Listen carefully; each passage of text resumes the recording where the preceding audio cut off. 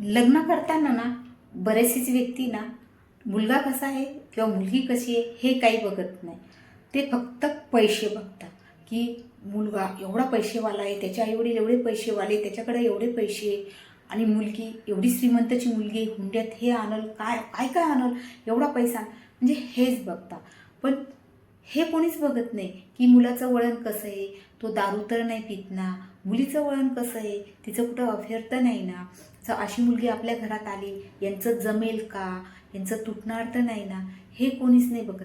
फक्त पैसा बघता. आता तुमच्यापैकी कोणी बोलेल हां पैसा मेन असतो, मी पण मानते पैसा मेन असतो, पैशाशिवाय कोणी कुत्रही विचारत नाही, ह्या गोष्टी मला सर्व माहिती. पण तरी पण सुद्धा पैसा जर बघितला तुम्ही आणि एखाद्या पैशावाल्याच्या घरात तुम्ही मुलगी दिली आणि तो खूप श्रीमंत आहे आणि त्याचं बाहेर अफेअर आहे आणि मुलीला तो वेळ देत नाही, तिला पसंत करत नाही, तिच्यासाठी अजिबात म्हणजे तो नेहमी अनअवेलेबल असतो, तर तुमची मुलगी सुखी राहील का? नाही राहणार ना. आणि तो असा साधारण आहे, मुलीवर खूप प्रेम करतो, पण त्याची एवढी परिस्थिती नाही, पण प्रेम खूप करतो.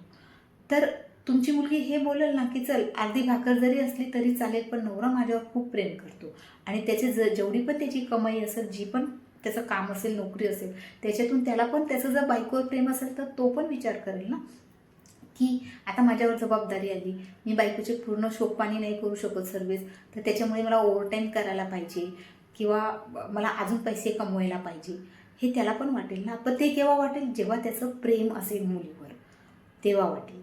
तर म्हणून तुम्ही नुसतं वर शोधता, आपण